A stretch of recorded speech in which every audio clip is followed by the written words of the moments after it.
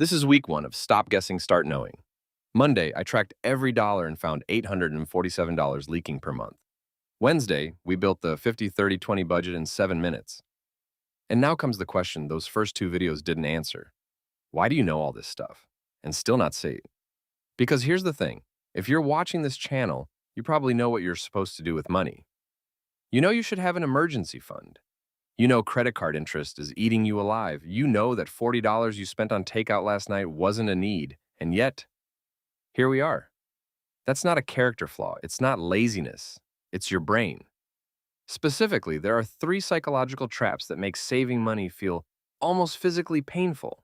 And once you see them for what they are, once you can name them, they lose a massive amount of their power.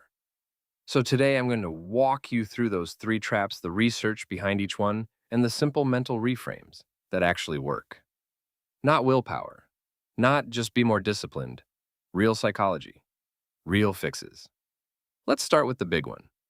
The reason saving money feels like a fight you keep losing. It's called present bias. And it's not just you, it's every human brain on the planet. Here's how it works.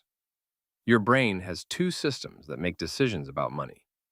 One is rational and long-term. It knows you need to save for retirement. It understands compound interest. It can do the math. The other system is emotional and short-term. It only cares about right now. It doesn't know what a 401k is, and frankly, it doesn't care. Present bias is what happens when the short-term system wins. Researchers call it hyperbolic discounting. The further away the reward is in time, the less your brain values it. $100 today feels like a real, tangible thing. $150 in 3 months? That's abstract. That's numbers on a screen. Your brain literally processes them differently. The most famous study on this was done at Stanford. Researchers offered people a choice, $15 today or $25 in 2 weeks. Most people took the 15. That's a 67% return you just walked away from in 2 weeks. No investment on earth pays that. But the brain values now so much more than later that it makes objectively terrible financial decisions feel right. Here's where it gets worse.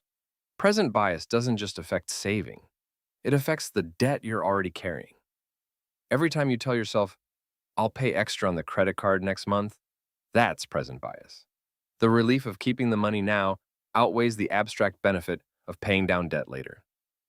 And the interest compounds while your brain keeps choosing now. So how do you fight this? Not by trying to outthink it. You can't outthink your own brain chemistry. The fix is to make the future feel real. One technique that actually works is something called episodic future thinking. Researchers had people think about a specific concrete event in their future, not retirement in the abstract, but the house I want to buy when I'm 42, with the kitchen that has the big window. When people do this for just a few minutes before making a financial decision, the gap between present and future shrinks. The future stops being an abstraction and becomes a place you can almost see. The second technique is even simpler. Automate before you feel it. If the money never lands in your checking account, if it goes straight from payroll into a separate savings account, your present bias brain can't spend it. It never sees it. The decision is made once, not every payday. This is why people who automate their savings save more than people who try to save whatever's left at the end of the month. It's not about discipline. It's about not giving your brain the fight in the first place. The second trap is even sneakier than present bias. It's called loss aversion. And it's the reason saving money can feel physically uncomfortable. Here's the foundational study. 2 psychologists, Daniel Kahneman and Amos Tversky, proved something that changed how we understand financial behavior. Losing $100 hurts about twice as much as gaining $100 feels good. Twice. The pain of loss is literally more intense than the pleasure of an equivalent gain. Now think about what saving actually feels like in the moment. You take money you could spend, money that's sitting right there, ready to become a nice dinner, a weekend trip, something that would make today better, and you lock it away. You don't get to use it. In the moment, that feels like a loss. Your brain registers it as a loss, and loss aversion kicks in and screams, "Don't do that." This is why people who get a raise often don't save more. The new money arrives, and within a few months, it feels like part of their normal spending. Saving any of it would mean losing something they now consider theirs. The lifestyle expands to absorb the raise, and the savings rate stays flat, or even goes down because now the loss of saving feels bigger since there's more money on the table. The fix for loss aversion is a mental reframe. Instead of seeing saving as losing access to money, you need to see spending as losing your future security. Flip the script. Every dollar you spend on something you don't need is a dollar your future self can't use. You're not losing money when you save. You're losing options when you spend. This sounds simple, it is not easy. But naming the feeling helps. When you feel that little spike of resistance as you're about to transfer money to savings, that's not intuition telling you something is wrong. That's loss aversion. Name it. Say, oh, that's just my brain overvaluing loss right now. It won't make the feeling disappear, but it gives you the distance to act despite it. The third trap is the strangest one, and it's probably costing you more than you realize. It's called mental accounting, and it was discovered by the same researcher, Richard Thaler, who won a Nobel Prize in economics for this work.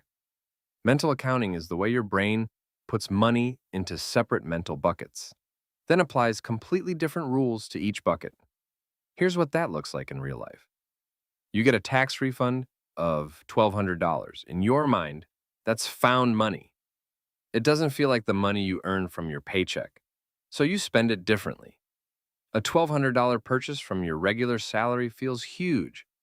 A $1,200 purchase from a tax refund feels fine. Same money, same net worth, completely different spending behavior. Or here's another one. You have $5,000 in a savings account earning 1% interest, and you also have $3,000 in credit card debt at 22% interest. Rationally, you should take the savings and pay the debt.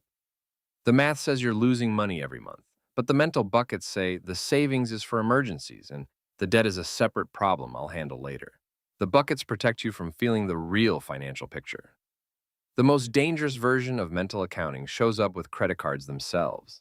Studies consistently show that people spend more when paying with a card than with cash. Some estimates put it as high as 83% more. Why? Because swiping a card doesn't feel like spending real money.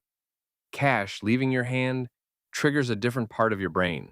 Literally, fMRI studies show pain centers activate when you pay with cash. Swiping a card, nothing. The mental bucket labeled card doesn't connect to the bucket labeled my actual money. So now you see the three traps. Present bias. You value now more than later. Loss aversion. Saving feels like losing. Mental accounting. You treat the same money differently depending on its mental label. Here's the good news. You don't need to fix all three. You need to pick one. The single highest impact fix across all three traps is the same thing, automation. Set up a separate savings account at a different bank than your checking. Set up an automatic transfer the day after payday. Start with an amount that's almost embarrassingly small. $50, $20. It doesn't matter.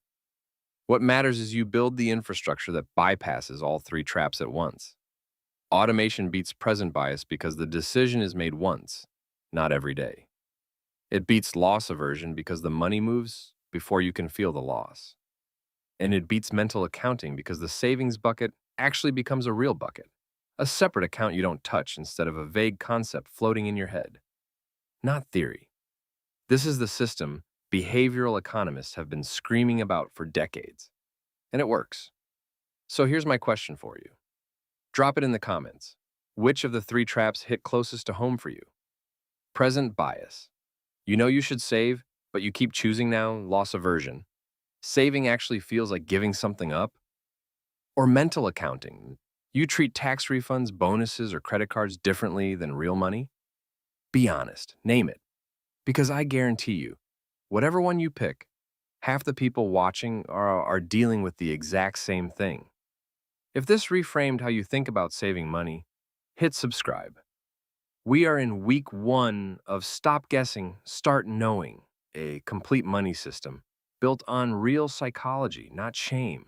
New videos every Monday, Wednesday, Friday, and Saturday. We'll see you in the next one.